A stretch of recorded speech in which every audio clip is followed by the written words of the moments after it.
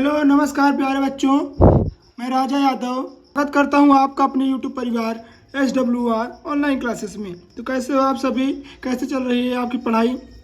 अब तो आपका पेपर देख लीजिए, 1-2 दिन हो बचा है बस। आप तैयारी को कह सकते हैं कि 100 गुना तेज़ी से साथ करिए, ठीक है? कितने गुना? 100 गुना, ठीक है? क्यों? क्योंकि अब आप अगर आप नहीं याद किए तो समझ लीजिए आपका पेपर बहुत ही ख़राब जाएगा। तो आपके लिए आज हम लेकर आए हैं क्लास 12th बायोलॉजी 5 नंबर वाले मोस्ट इम्पॉर्टेंट क्वेश्चन। 5 नंबर वाले most important question, most important प्रश्न जो कि हर साल यानी कह सकते हैं कि हर बार आने वाले प्रश्न हैं। पूरी बुक से रहेगा, जो कि सभी महत्वपूर्ण क्वेश्चन हैं, ठीक है? पूरी बुक से रहेगा, अर्थात कह सकते हैं पूरी होल ऑफ बुक से यह क्वेश्चन रहेगा, ठीक है? प्रश्न चैप्टर नंबर 1 से लेकर चैप्टर नंबर 13 तक पूरा का पूरा क्वेश्चन देखने को आपको मिलेगा, ठीक है? तो इस बार भी 100% आएगा। और देखिए 2025 में इस बार 100% आएगा, क्योंकि इस बार इसकी आने की संभावना बहुत ज़्यादा है। आइए एक एक करके सभी महत्वपूर्ण क्वेश्चन को देखते हैं। देखिए अगर आप इतना तैयार कर लेते हैं तो आपका जो 5 नंबर का 25 क्वेश्चन आता है, यानी कह सकते हैं 3 क्वेश्चन आता है, तो 15 नंबर का आता है, तो 15 नंबर आपका कहीं नहीं जाएगा, यहीं से फंस जाएगा, ठीक है? और हमने कल तो अंतर वाले प्रश्न करवा दिए हैं, उससे भी कर लीजिएगा, वो भी 15 नंबर अंतर वाले प्रश्न आता है, ठीक है? आइए एक एक करके सभी महत्वपूर्ण क्वेश्चनों को देखते हैं विथ डायग्राम के साथ। अगर डायग्राम वाला रहेगा तो डायग्राम के साथ देखेंगे, नहीं तो वैसे भी देख सकते हैं। आइए देखते हैं पहला क्वेश्चन, जो कि बहुत ही महत्वपूर्ण है। क्या कह रहा है? मादा जनन तंत्र किसे कहते हैं? चित्र के माध्यम से इसको पूरा बताइए, मादा जनन तंत्र क्या होता है? तो यह डायग्राम और यह क्वेश्चन 5 नंबर के लिए आपके लिए बहुत महत्वपूर्ण होगा। आपको ऐसे प्रश्न आ सकता है कि मादा जनन तंत्र किसे कहते हैं, डायग्राम की सहायता से बताइए, ठीक है? तो 2 नंबर आपको मिल जाएंगे डायग्राम के, 3 नंबर इसको कहाँ मिल जाएंगे? तो इसको कह सकते हैं कि जैसे हमारा हो गया, देखिए यहाँ पर जनन अंग हो गया, गर्भाशय हो गया, संकीर्ण पथ हो गया, अंडवाहिनी नलिका, तुम्बिका, कीपक, झालर और अपरा हो गया, नभिरज्जु हो गया। ये सब बताने में आपको 3 नंबर मिलेंगे। तो आइए पहले देखते हैं आइए पहले देखते हैं मादा जनन तंत्र क्या होता है, ठीक है? फिर उसके बाद आइए पहले देखते हैं मादा जनन तंत्र किसे कहते हैं, ठीक है? पहले मादा जनन तंत्र का चित्र देख लेंगे, फिर उसके बाद एक एक करके सभी पॉइंट को हम पढ़ेंगे।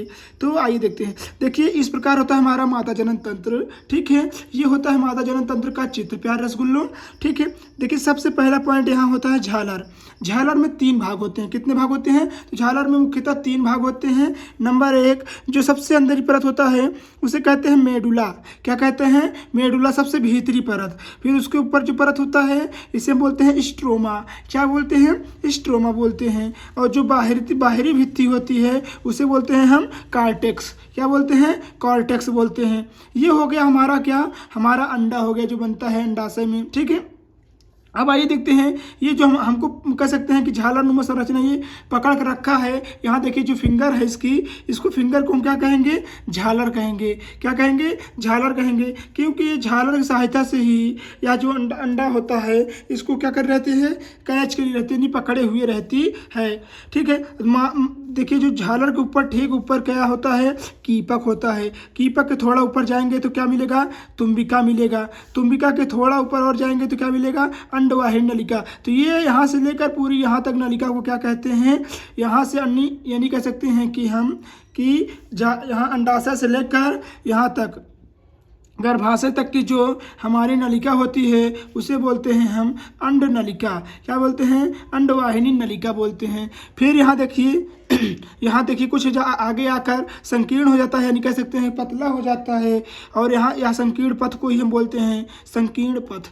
ये मतलब पतले रास्ते को ही बोलते हैं संकीर्ण पथ। और ये जो उभरा हुआ भाग होता है ये कुछ और नहीं, अपरा होता है। प्यारे बच्चों, अपरा क्या होता है इसे हमने आपको बता दिया है। तो जो मादा मादा के शिशु से जुड़ी हुई रहती है। क्या रहती है जुड़ी हुई? जो जुड़ा हुआ देखिए यहाँ पर ये शिशु है तो ये अपरा से ही जुड़ा रहता है, क्योंकि अपरा से ही शिशु को क्या पहुँचता है? भोजन पहुँचता है। और ये क्या होता है? नाभि रज्जु होता है, जिसे हम नाभि भी बोलते हैं। ये नाभि रज्जु होता है जिसमें देखिए नाभि रज्जु से ही अपरा से होते हुए माता के शरीर से शिशु को भोजन मिलता है। ठीक है, और ये हमारा क्या होता है? प्यारा सा क्या होता है? गर्भाशय होता है, जिसमें 3 परत होते हैं, अंतःभित्ति, भित्ति, अंतःभित्ति, पराभित्ति, 3 भित्तियाँ होती हैं। और सबसे नीचे यहाँ देखिए जनन अंग होगा, जिसको हम वेजाइना भी कहते हैं। तो आइए एक एक करके सभी को पढ़ते हैं और समझते हुए चलते हैं। ठीक है, आइए देखते हैं।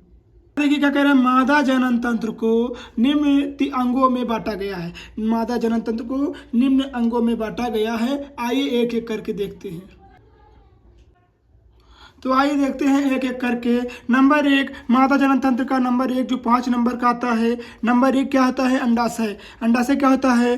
तो स्त्रियों में अंडाशय एक जोड़ी होता है।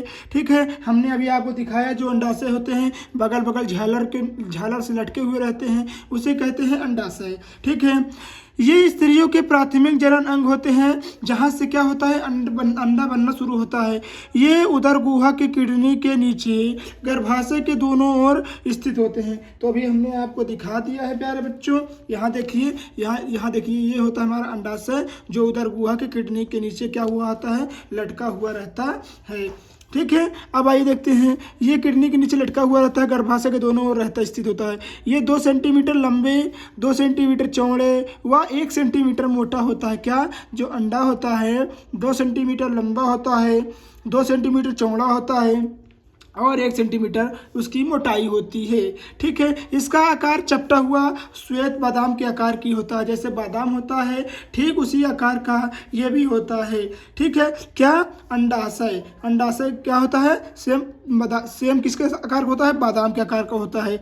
ठीक है, तो इसका अंडाशय में अंडाणुओं का निर्माण तथा मादा लैंगिक अंग हार्मोन एस्ट्रोजन व प्रोटोस्ट्रोजन एस्ट्रोन का निर्माण होता है। मतलब कह सकते हैं उसमें अंडाशय ही नहीं अपितु हार्मोन्स जैसे एस्ट्रोजन व प्रोजेस्टेरोन का स्त्राव होता है, यानी कह सकते हैं कि उसमें प्रोजेस्टेरोन भी बनता है। आइए देखते हैं दूसरा पॉइंट जो हमारा होता है अंडवाहिनी नलिका। एक जोड़ी अंडवाहिनी अंडाशय को गर्भाशय से लगभग 12 सेंटीमीटर लंबी होती है। यहाँ देखिए कितना सेंटीमीटर? तो यहाँ से लेकर अंडाशय से लेकर गर्भाशय तक की जो इसकी अंडवाहिनी नलिका की क्या होती है? लंबाई होती है वो 12 सेंटीमीटर होती है। ठीक है प्यारे बच्चों, फिर क्या कह रहा है? यहाँ देखिए इसका सबसे किनारा भाग अंगुली के समान होता है। कैसा होता है? अंगुली के समान होता है, जिसके हम झालर कहते हैं। देखिए यहाँ देखिए सबसे किनारा भाग कैसे होता है? अंगुली में होता है, जिसको हम क्या कहते हैं? झालर कहते हैं। ठीक है, फिर उसके बाद देखिए ये अंडाशय से निकलने हुए कह सकते हैं निकलने वाले अंडाणुओं को संग्रहित कर रखती है। अंडवाहिनी का चौड़ा व कीपनुमा भाग कीपक कहलाता है। तो हमने अभी क्या बताया था आपको? यहाँ देखिए फिर से, तो जो यहाँ भाग होता है चौड़ा व कह सकते हैं संकीर्ण भाग क्या होता है? कीपक होता है। ठीक है, और कह सकते हैं कीपक के आगे चलकर एक चौड़ा भाग होता है, खुलता है, जिसे हम क्या कहते हैं? तुम्बिका कहते हैं। ठीक है, एक चौड़े खुले हुए भाग खुलता है, देखिए चौड़े भाग में खुलता है, जिसे हम कहते हैं तुम्बिका। ठीक है, तथा अंडवाहिनी नलिका का देखिए अंडवाहिनी का सबसे आखिरी भाग किनारा भाग गर्भाशय से जो जुड़ता है उसे हम संकीर्ण पथ कहते हैं, जो कि हमने आपको यहाँ दिखाया था। देखिए यहाँ पर देखिए सबसे आखिरी भाग क्या कहलाता है? संकीर्ण पथ कहलाता है। ठीक है, उम्मीद है आपको अंडवाहिनी नलिका समझ में आ गई होगी। आइए देखते हैं तीसरा पॉइंट, गर्भाशय किसे कहते हैं? जिसे हम यूटेरस भी कहते हैं। क्या कहते हैं? यूटेराइन भी कहते हैं। आइए देखते हैं। गर्भाशय स्त्रियों में एक होते हैं जो नाशपाती के फल के उल्टे आकार का होता है। जो नाशपाती होता है वो सीधा रहता है। ठीक है, परंतु गर्भाशय नाशपाती के समान तो होता है, परंतु जैसे हम नाशपाती को उल्टा कर देते हैं तो ठीक उसी प्रकार का होता है। तो ये खोखले चौड़े शंकुआकार होते हैं। कैसा होता है? तो यह खोखला होता है, चौड़ा होता है और शंकुआकार होता है। ठीक है, और इसकी लंबाई कितनी होती है? तो 4.5 सेंटीमीटर लंबा होता है 5 सेंटीमीटर चौड़ा होता है, वह 3 सेंटीमीटर मोटा होता है। यानी कह सकते हैं कि जो इसकी लंबाई होती है 5 सेंटीमीटर होती है, चौड़ाई जो होती है लंबाई 4.5 सेंटीमीटर होती है और चौड़ाई 5 सेंटीमीटर, वह कह सकते हैं कि हमारा जो इसका मोटा होता है 3 सेंटीमीटर होता है। गर्भाशय में 3 भित्तियाँ होती हैं जिसको हमने बताया था। बाहरी भित्ति को परिगर्भाशय, बीच वाली भित्ति को मध्य गर्भाशय और अंतर वाली भित्ति को अंतःगर्भाशय कहते हैं। देखिए यहाँ पर 3 भित्तियाँ होती है, हमने बताया था परिगर्भाशय, अंतःगर्भाशय, मध्य गर्भाशय, है ना। तो हमने बताया था तीनों को। आइए देखते हैं चौथा पॉइंट, योनि जिसको हम वेजाइना कहते हैं। ठीक है, आइए देखते हैं। यह मादा में एक होता है जो लगभग 7.5 सेंटीमीटर से लेकर 10 सेंटीमीटर लंबे होते हैं। ठीक है, अधिक और यह अत्यधिक ही लचीले होते हैं लचीले रंग पेशी नलिका में होती है और मादा के मैथुन अंग स्थल व प्रसव का भी मार्ग होता है। देखिए यहीं से मैथुन भी किया जाता है, यहीं से क्या किया जाता है? यहीं से मैथुन भी किया जाता है और यहीं से क्या किया जाता है? स्थल कह सकते हैं कि प्रसव, यानी कह सकते हैं डिलीवरी भी यहीं से होती है और यहीं से कह सकते हैं कि हमारा डिलीवरी भी होता है ना। तो यही होता है हमारा योनि। आइए देखते हैं पांचवा पॉइंट, बाह्य जनन अंग किसे कहते हैं। तो बाह्य जनन अंग, मादा के बाह्य जनन अंग में निम्न भाग होते हैं जैसे जनन शैल, जघन शैल, दीर्घ ओष्ठ, लघु ओष्ठ और वह प्रकोष्ठ आदि बहुत सारे बाह्य जनन अंग होते हैं। ठीक है, तो ये हुई हमारे 5 सबसे महत्वपूर्ण मादा जनन अंग के। देखिए मादा जनन अंग के जो चित्र में दिया था हमने अब आपको सब कुछ बता दिया है। अब आइए देखते हैं नेक्स्ट क्वेश्चन क्या है। आइए देखते हैं दूसरा क्वेश्चन, बहुत महत्वपूर्ण क्वेश्चन ये भी है, नर जनन तंत्र। अभी तक हमने क्या देखा? मादा जनन तंत्र देखा। अब आइए देखते हैं नर जनन तंत्र किसे कहते हैं। तो जैसे कि आपको पता है ये होता है नर जनन तंत्र का चित्र। ठीक है, आइए देखते हैं इसके भाग, फिर एक एक करके इसको भी पढ़ते हैं अच्छे से। ठीक है, तो आइए देखते हैं। तो ये हमारा जो देखिए नंबर शुरू से यहाँ देखिए, ये जो हमारा जो थैलीनुमा संरचना होता है इसे हम बोलते हैं मूत्राशय। क्या होता है? मूत्राशय होता है। ठीक है, और जो ठीक कह सकते हैं हमारा जो थैलीनुमा संरचना के नीचे होता है यही होता है हमारा शुक्राशय। क्या होता है? और जो उसके नीचे होता है उसको हम बोलते हैं प्रोस्टेट ग्रंथि। ठीक है, और ये तो देखिए जो यहाँ से देखिए जो जाली यहाँ से आई है, नलिका आई है, जैसे उसमें शुक्रवाहिनी, ये इसको कहते हैं शुक्रवाहिनी नलिका। ठीक है, उसमें अंडवाहिनी नलिका आई थी किसमें? मादा जनन तंत्र में। तो इसमें कौन सी नलिका आएगी? शुक्रवाहिनी नलिका आएगी। और इसको क्या बोलते हैं? इसमें ऐसे गुच्छेनुमा संरचना होती है जिसको हम बोलते हैं वृषण, और अंतःवृषण इसके अंदर होता है। ठीक है, अधिवृषण होता है। यहाँ देखिए जो बाहरी नुमा संरचना यहाँ देखिए बन रही है इसे हम कहेंगे अधिवृषण। ठीक है, और जो अंदर होता है वृषण जिसको हम बोलते हैं अंडा, उसे हम क्या कहते हैं? वृषण कहते हैं। ठीक है, और ये हमारा जो हो गया ये क्या है? शिशन मुंड हो गया। ये क्या हो गया? शिशन मुंड हो गया। और ये हमारा जो ये देखिए एक नली आ रही है, इस नली को हम कहेंगे मूत्र मार्ग। इसी की सहायता से वीर्य और कह सकते हैं मूत्र बाहर आता है। कहाँ से? तो हमारे शरीर से। ठीक है, तो ये हो गई हमारी कुछ कह सकते हैं मुख्य बिंदु। और यहाँ क्या बनता है? शुक्राशय बनता है, आपको पता हो गया। आइए सबको एक एक करके देखते हैं। आइए देखते हैं प्यारे स्कूलों नर जनन तंत्र। तो नर जनन तंत्र को निम्नलिखित भागों में बांटा गया है। नंबर 1 वृषण। आइए देखते हैं वृषण किसे कहते हैं। तो देखिए यहाँ पर वृषण हमने बताया कि ये होता है हमारा वृषण जो कि हमारे उदर गुहा के नीचे शरीर के बाहर लटका हुआ होता है। आइए देखते हैं। तो वृषण में एक जोड़ी वृषण पाया जाता है। देखिए एक जोड़ी यहाँ, देखिए एक यहाँ, तो ये दो को एक जोड़ी बोलते हैं ना। तो एक जोड़ी वृषण होता है जो कि उदर गुहा के नीचे स्थित होता है, क्योंकि ये 4 से 5 सेंटीमीटर लंबे व 2.5 सेंटीमीटर मोटे व 25 ग्राम भार वाले होते हैं। तो वृषण का भार कितना होता है? 25 ग्राम होता है। इसे आप जरूर देख लीजिएगा क्योंकि यह हमारे MCQ क्वेश्चन में आ सकता है। तो वृषण के चारों ओर एक त्वचा की थैली नुमा संरचना होती है जिसे हम वृषण कोश कहते हैं। यहाँ देखिए एक थैली नुमा संरचना होती है, ऐसे रहती है, जो बाहर से दिखता है उसे क्या कहते हैं, वृषण कोश कहते हैं, जो 3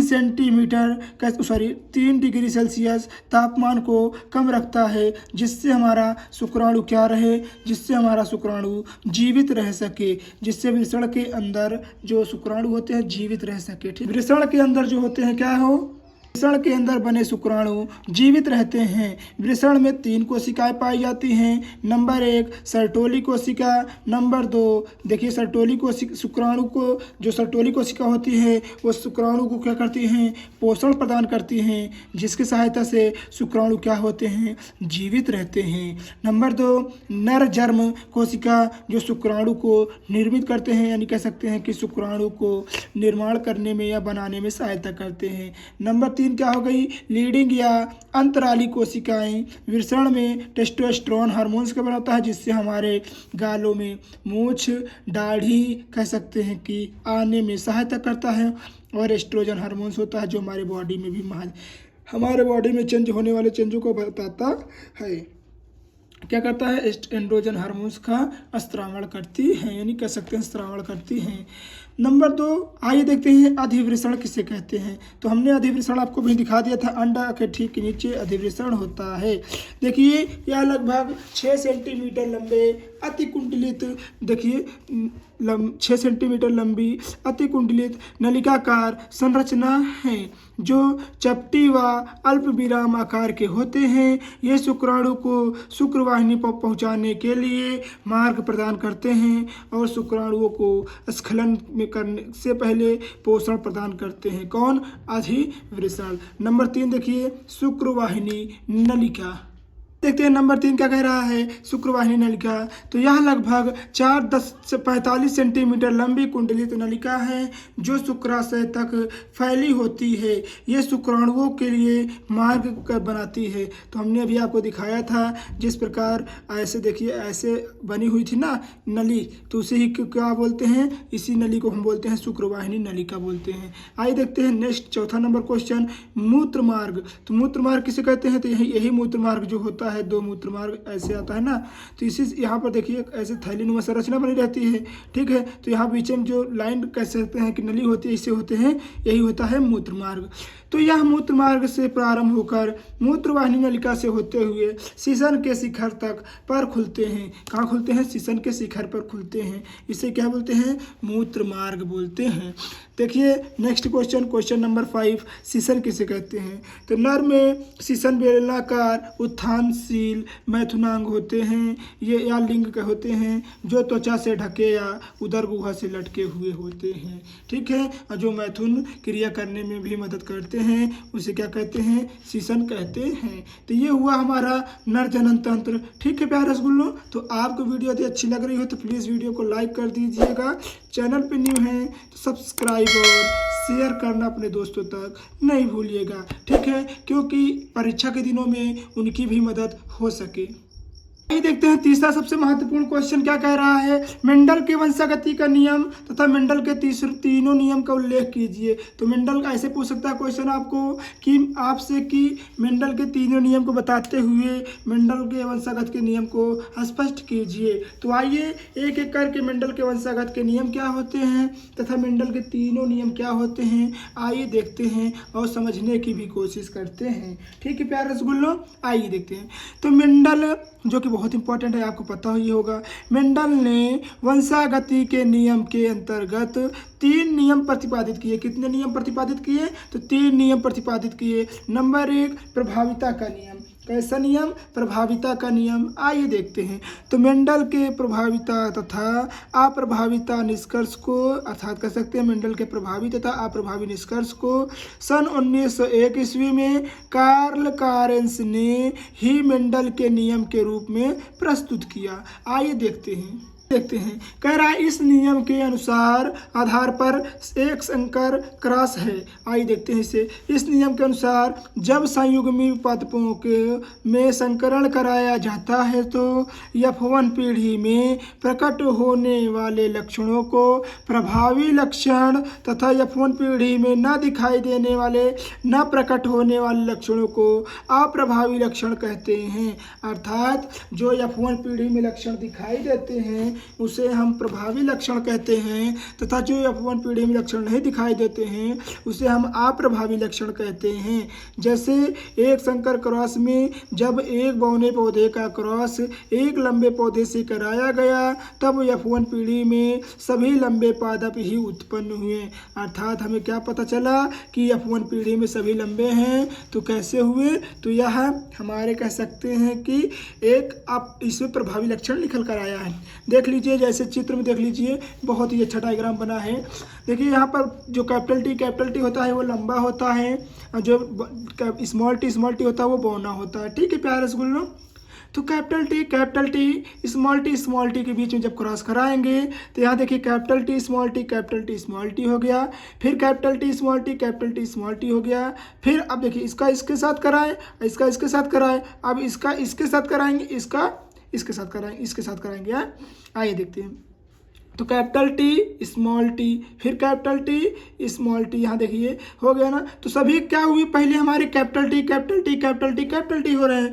तो हमारे F1 पीढ़ी में सभी पौधे कैसे हुए? तो संकरित लंबे हुए। अर्थात कह सकते हैं इनका जीनोटाइप निकल कर कितना आया? तो 1 2 3 4 यानी 3:1, क्योंकि सभी का देखिए जो ये जीनोटाइप कितना है 3:1 और फिनोटाइप कितना है? तो 1:2:1 है इसका फिनोटाइप। आइए देखते हैं दूसरा नियम, पृथक्करण का नियम। इसे आपको समझ में आया होगा, उम्मीद है आपसे। आइए देखते हैं दूसरा क्वेश्चन, पृथक्करण का नियम, जो कि बहुत ही महत्वपूर्ण है। पृथक्करण का नियम किसे कहते हैं? तो इस नियम के अनुसार एक आनुवंशिक लक्षण की विभिन्नताओं या विपर्यासी रूपों के कारण अधिक समय साथ साथ रहने पर भी अपरिवर्तन अर्थात शुद्ध बने हुए होते हैं। आइए देखते हैं।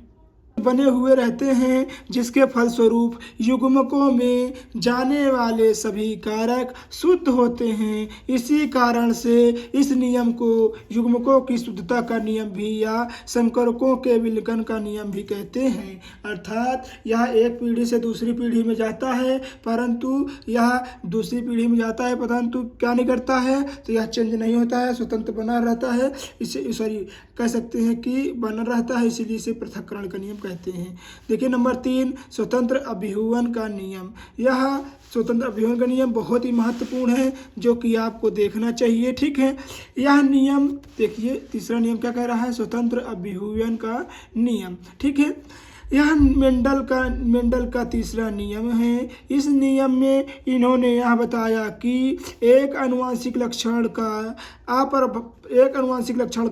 प्रभावी कारक किसी अप्रभावी से मिल सकता है और एक अप्रभावी कारक किसी प्रभावी कारक से मिल सकता है। अर्थात इन्होंने यह बताया कि एक जो कह सकते हैं आनुवंशिक लक्षण होता है वह प्रभावी कारक अप्रभावी से तथा अप्रभावी कारक प्रभावी से मिल सकता है। ऐसे लक्षण वंशागत के लिए पूर्ण रूप से स्वतंत्र होते हैं, अर्थात एक दूसरे से मिल सकते हैं, चाहे वो प्रभावी हों या अप्रभावी हों। इसीलिए इसे क्या कहा जाता है प्यारे रसगुल्लों? इसीलिए इसे कहा जाता है कि मेंडल का स्वतंत्र अभिहुवन का नियम। जैसे एग्जाम्पल में देखिए, गोल पीला व झुर्रीदार हरा मटर के पौधे के माध्यम संकरण कराने पर F2 पीढ़ी इनका अनुपात 9:3:3:1 होता है प्रदर्शित होता है। इसी को द्विसंकरण का भी नियम कहते हैं। आइए एक एग्जाम्पल के माध्यम से देखते हैं। देख लीजिए क्या तो जैसे कि हमने आपको बताया प्यारे बच्चों कि जो ये कैपिटल आर होता है वो गोल होता है, तथा जो स्मॉल कैपिटल वाई होता है वो पीला होता है, और जो हमारा स्मॉल आर होता है वो झुर्रीदार होता है, तथा स्मॉल वाई कैसा होता है, हरा होता है। देखिए जब कैपिटल आर मिलेंगे तो यहाँ देखिए एक संकरण हो रहा है, यहाँ देखिए फिर कैपिटल वाई स्मॉल वाई मिलेंगे तो संकरित हो रहा है, अर्थात F1 पीढ़ी कैसी है, संकरित गोल पीले हैं। ठीक है, आइए इसको हम आपको डायग्राम के माध्यम से समझाते हैं। ये शायद कैमरा में नहीं आ पा रहा होगा, परंतु आप देख लीजिएगा।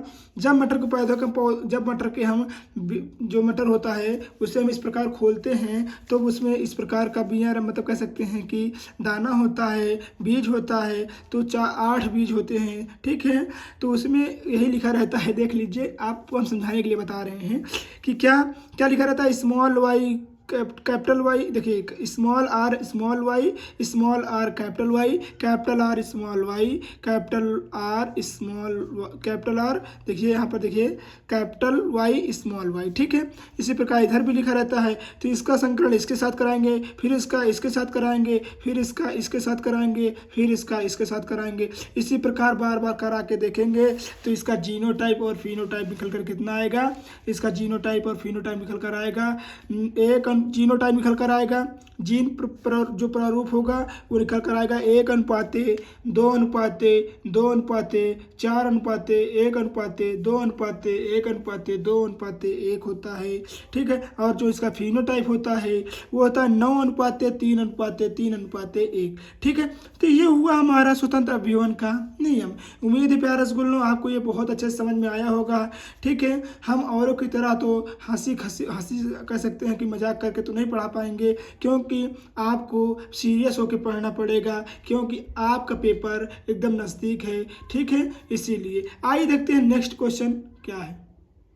आइए देखते हैं प्यारे बच्चों, चौथा क्वेश्चन क्या कह रहा है, लिंग निर्धारण किसे कहते हैं। यह भी बहुत महत्वपूर्ण क्वेश्चन है। लिंग निर्धारण किसे कहते हैं। मानव में लिंग निर्धारण बताइए, पक्षियों में लिंग निर्धारण बताइए, मधुमक्खियों में लिंग निर्धारण बताइए। तो आपको सब कुछ बताना रहेगा, तो प्लीज़ इसे आप तैयार करके जाइएगा। ठीक है प्यारे बच्चों, आइए एक एक करके देखते हैं प्यारे दोस्तों, एक एक क्वेश्चन देखेंगे। आप एक एक क्वेश्चन अगर तैयार करके जाएंगे तो इससे बाहर 5 नंबर वाले क्वेश्चन में कोई सभी क्वेश्चन नहीं देखने को मिलेगा। ठीक है, आइए देखते हैं लिंग निर्धारण किसे कहते हैं। तो लिंग निर्धारण वह प्रक्रिया होती है जिसके द्वारा यह सुनिश्चित होता है कि लैंगिक जनन द्वारा उत्पन्न संतान नर होगी या मादा होगी। अर्थात लिंग निर्धारण समय हमें यह पता चलेगा कि होने वाली संतान नर होगी या मादा होगी। आइए देखते हैं नंबर 1 क्वेश्चन, मादा या तो कह सकते हैं पक्षी में लिंग निर्धारण किसे कहते हैं, या पक्षियों में लिंग निर्धारण समझाइए। आइए देखते हैं एक एक करके सभी महत्वपूर्ण क्वेश्चनों को।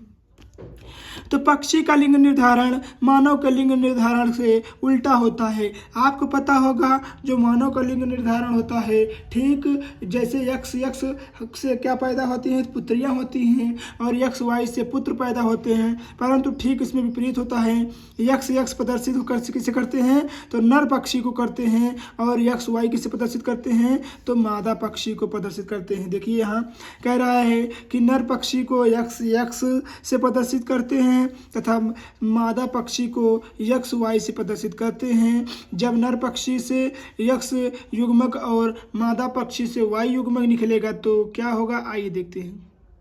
मादा पक्षी से यक्ष युग्मक निकलेगा तो संयुग्मित होकर नर पक्षी उत्पन्न होगी, अर्थात यक्ष। और जब नर पक्षी से यक्ष और मादा पक्षी से वाई युग्मक आपस में संयुग्मित होंगे तो मादा पक्षी अर्थात यक्ष वाई उत्पन्न होते हैं। इसी को पक्षी में लिंग निर्धारण कहते हैं। उम्मीद है प्यारे रसगुल्लों आपको पक्षियों में लिंग निर्धारण समझ में आया होगा। आइए देखते हैं सेकंड नंबर, मानव में लिंग निर्धारण। यह क्वेश्चन बहुत ही महत्वपूर्ण है जो कि आपके बोर्ड एग्जामिनेशन में अच्छे खासे नंबर का आता है और 4 चांद भी लगवा सकता है आपके मार्कशीट में। ठीक है, आइए देखते हैं मानव में लिंग निर्धारण किसे कहते हैं। हमारा स्वयं खुद का बोर्ड एग्जामिनेशन में बायोलॉजी में 98 नंबर आया था। ठीक है, तो इसीलिए हम आपको एकदम अच्छे से कह सकते हैं कि बहुत ही बारीकी से समझाएंगे जिससे आप कभी नंबर पीछे न रह पाए और आप भी अपने स्कूल में, अपने कॉलेज में, अपने ज़िले में टॉप करें। आइए देखते हैं मानव में लिंग निर्धारण। जैसे कि हमको पता है, हम जानते हैं कि मानव में 46 गुणसूत्र होते हैं, ठीक है, पाए जाते हैं, और जिसमें 22 जोड़े गुणसूत्र नर और मादा दोनों में समान होते हैं, जिन्हें हम कायिक गुणसूत्र कहते हैं। जबकि जो 23वां जोड़ा गुणसूत्र होता है नर में यक्ष वायु होता है, और मादा में क्या होता है, यक्ष होता है। अभी हमने क्या कहा कि पक्षियों में इसके ठीक विपरीत होता है। अगर पक्षी में यक्ष वायु आएगा तो क्या बनेगा, नर पक्षी बनेगी, मादा पक्षी बनेगी, और यक्ष आएगा तो नर पक्षी बनेगा, ठीक। अब उसी में मानव में क्या होगा, अगर मानव में यक्ष वायु आएगा तो नर बनेगा, और यक्ष आएगा तो क्या बनेगा, मादा बनेगी, ठीक है। यानी कह सकते हैं कि लड़की उत्पन्न होगी। जब नर से यक्ष मादा से यक्ष निकलेगा, जब नर से यक्ष और मादा से यक्ष निकलेगा, गुणसूत्र युग्मक आपस में अंडाणु व शुक्राणु की सहायता से मिलते हैं, तब संयुग्मित होकर पुत्री यानी यक्ष उत्पन्न होती है। और जब यक्ष और वायु उत्पन्न होंगे तो आपस में संयुग्मित होकर पुत्र यानी यक्ष वायु उत्पन्न होंगे। इसी को कहते हैं मानव में लिंग निर्धारण। उम्मीद है प्यारे रसगुल्लों आपको लिंग निर्धारण में कह सकते हैं कि मानव और पक्षी का लिंग निर्धारण समझ में आ गया होगा। आइए देखते हैं, थोड़ा ये हार्ड है क्या, पक्षी मधुमक्खियों में लिंग निर्धारण। आइए इसको भी हम आपको समझा देते हैं। देखिए ये थोड़ा हार्ड है मगर इसे समझने की कोशिश करिएगा। हम जानते हैं कि मधुमक्खियों में 32 गुणसूत्र मादा में पाए जाते हैं। इस प्रकार अगर आप लिखेंगे तो आपका अच्छा खासा नंबर बन जाएगा। हम जानते हैं कि मधुमक्खियों में 32 गुणसूत्र मादा में पाए जाते हैं, जबकि नर में 16 ही गुणसूत्र पाए जाते हैं। देखिए इसमें मधुमक्खी में ज़्यादा पाए जाते, यानी कह सकते हैं कि मादा मधुमक्खी में ज़्यादा पाए जाते हैं और नर मधुमक्खी में कम पाए जाते हैं, नहीं आधा पाए जाते हैं।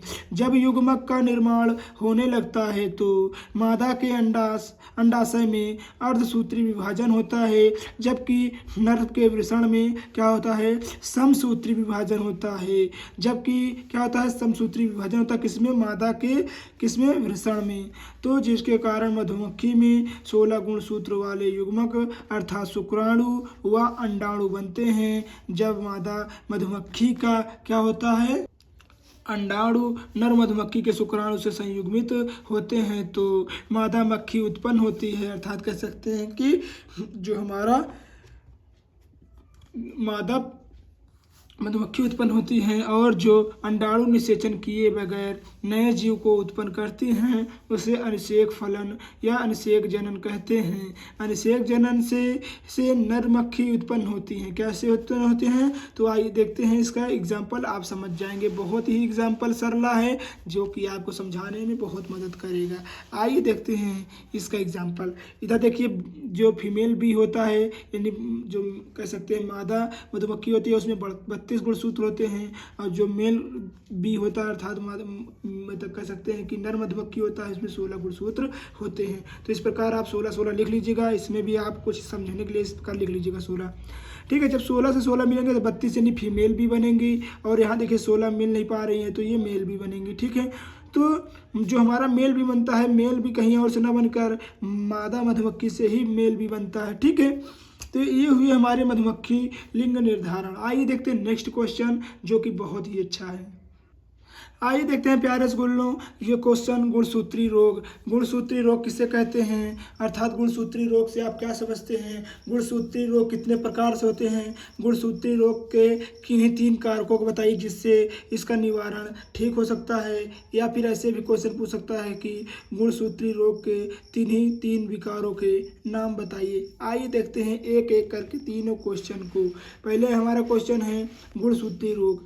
जब किसी मानव के शरीर में एक गुणसूत्र की अधिकता या कमी हो जाती है, जैसे मान लीजिए हमने क्या कहा कि मानव में 46 गुणसूत्र होते हैं। मान लीजिए उसमें 46 के बजाय 47 हो गया, या 46 के बजाय कह सकते हैं कि हमारा 45 हो गया, तो क्या होगा, तो उस मानव के शरीर में कुछ रोग उत्पन्न हो जाते हैं।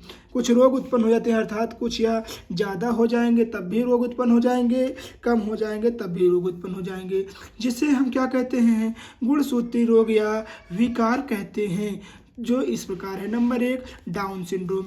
Number 1 down syndrome. हाँ, ये देखते हैं इस रोग की खोज लैंगडॉन डाउन ने किया था। इस रोग की खोज किसने किया था? तो लैंगडॉन डाउन ने 1866 ईस्वी में किया था। इसीलिए इसका नाम डाउन सिंड्रोम रखा गया। किस लिए? क्योंकि इसकी खोज लैंगडॉन डाउन, जो कि उनका ही नाम है, इसलिए इसका नाम डाउन सिंड्रोम रखा गया। इस रोग में मानव के 21वें जोड़े के गुणसूत्र में एक अतिरिक्त गुणसूत्र की प्रतिलिपि बन जाती है, जिसके कारण उस व्यक्ति में 47 गुणसूत्र हो जाते हैं। देखिए, एक गुणसूत्र बढ़ गया ना, 47 गुणसूत्र हो जाते हैं। ऐसे व्यक्ति बौने सिर व हाथ पैर की उंगली, गोल मटोल व खुला हुआ, कह सकते हैं मुंह खुला हुआ होता है, वह मंद बुद्धि के होते हैं। अर्थात जैसे कि हमको पता है, आप सोच रहे होंगे ज़्यादा हुआ तो बड़े होने चाहिए, लंबे होने चाहिए। नहीं प्यारे बच्चों, अगर इनका गुणसूत्र 47 हो जाएगा तो समझ लीजिए 52 बच्चे पैदा होंगे। ठीक है, जो कैसे रहेंगे? उनकी उंगलियां छोटी छोटी, हाथ छोटे, पैर छोटे, उंगलियां छोटी, मुंह भी कैसे रहेगा? मुंह हमेशा खुला हुआ रहेगा। वह मंद बुद्धि या पागल भी हो सकते हैं। आइए देखते हैं आगे। मंद बुद्धि के होते हैं, इन्हें हम मंगोलियन जड़ता भी कहते हैं। किन्हें? तो जो हमारे 47 गुणसूत्र वाले होते हैं, उन्हें हम मंगोलियन जड़ता भी कहते हैं। आइए देखते हैं दूसरा क्वेश्चन, टर्नर सिंड्रोम। क्या टर्नर सिंड्रोम किसे कहते हैं? तो इस रोग की खोज डॉक्टर हेनरी टर्नर ने किया था। यह रोग अधिकतर स्त्रियों में होता है। इसमें एक X गुणसूत्र की कमी हो जाती है। देखिए, अभी डाउन सिंड्रोम में क्या हुआ था? तो डाउन सिंड्रोम में एक गुणसूत्र की अधिकता हुई थी, और टर्नर सिंड्रोम में एक गुणसूत्र की कमी हो जाती है। जैसे कि देखिए, 44 + X 0 हो जाएगा। X होता तो लड़की हो जाती, परंतु X 0 हो गया, जिससे उस व्यक्ति में 45 गुणसूत्र होते हैं। तो ऐसे क्या होगा? अब देखिए, तो ऐसी स्त्रियों के अंडाशय अल्प विकसित होते हैं और जीवन भर संतान उत्पन्न नहीं कर सकते हैं। कह सकते हैं कि वह बांझ कहलाती हैं। ये हुआ हमारा क्वेश्चन नंबर 2। आइए देखते हैं क्वेश्चन नंबर 3, जो कि बहुत ही महत्वपूर्ण है और बहुत ही लाभदायक है। देखिए, तीसरा क्वेश्चन, क्लाइफिल्टर सिंड्रोम किसे कहते हैं? तो इस रोग की खोज डॉक्टर हैरी क्लाइफिल्टर ने किया था। इससे एक गुणसूत्र की अधिकता, अर्थात कह सकते हैं 44 + XXY होता है। अभी देखिए, यहीं पर X होता तो सिर्फ पुत्री होती, परंतु X और Y हो गया है। इसीलिए क्या होता है? अर्थात ऐसे व्यक्ति में कुछ 47 गुणसूत्र होते हैं। ऐसे देखिए, ऐसे व्यक्ति में कुछ लक्षण स्त्री वाले हो जाते हैं। देखिए, X स्त्री वाले हो गए, और यहाँ पर देखिए XY पुरुष वाले हो गए। तो कुछ लक्षण पुरुष वाले और कुछ लक्षण स्त्री वाले हो जाते हैं। वह कह सकते हैं कि पुरुष वाले हो जाते हैं, अर्थात ये किन्नर कहलाते हैं। ये बाझपन भी होते हैं। तो प्यारे बच्चों, कैसी लगी वीडियो आपको? यदि वीडियो अच्छी लग रही है तो प्लीज़ वीडियो को लाइक कर दीजिएगा। चैनल पर नहीं है सब्सक्राइब करना नहीं भूलेगा। आइए प्लीज़ वीडियो को लाइक कर दीजिएगा। आज की वीडियो में बस इतना ही। मिलते हैं किसी और मज़ेदार वीडियो में, तब तक के लिए धन्यवाद। जय हिंद, जय भारत।